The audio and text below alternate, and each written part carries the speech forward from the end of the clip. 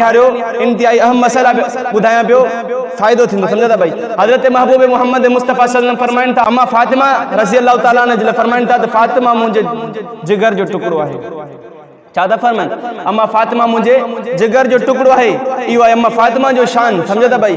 जॾहिं अम्मा फातिमा साइण जी छा पई थे इतां वफ़ात भी थे साईं अम्मा फातिमा साइण बुरको पई मटाए हज़रत अली साईं के घुरायूं फरमायूं त मुझे वञण जो वक़्तु आहे मुझो जनाज़ो रात जो पढ़ियो वने मुझो जनाज़ो छा थे रात जो पढ़ियो वने।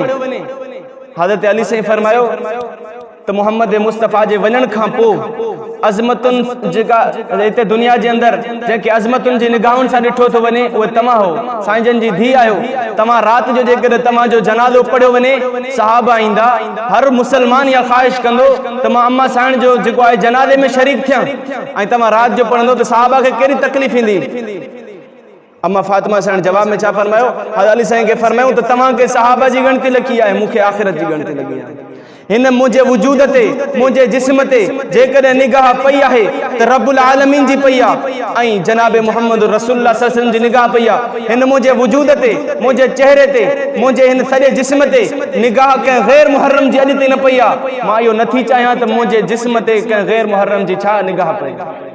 अरे जेके अहले बैत जी दावा करण वारा ॾिसंदा हुन ॾहीं मुहर्रम ते किथे वता हूंदा आहिनि जुलूसनि जे अंदरि मायनि खे को पर्दो हूंदो आहे मायनि खे को पर्दो हूंदो आहे। औरत जो अम्मा फातिमा साइण फरमाए थी त मुझे वजूद ते कंहिंजी नज़र न पवे ऐं हे छा कयो वता आहिनि खुलम खुला मायूं तूं हलनि इहा ई अहले बैत जा वॾा दावेदार थी विया।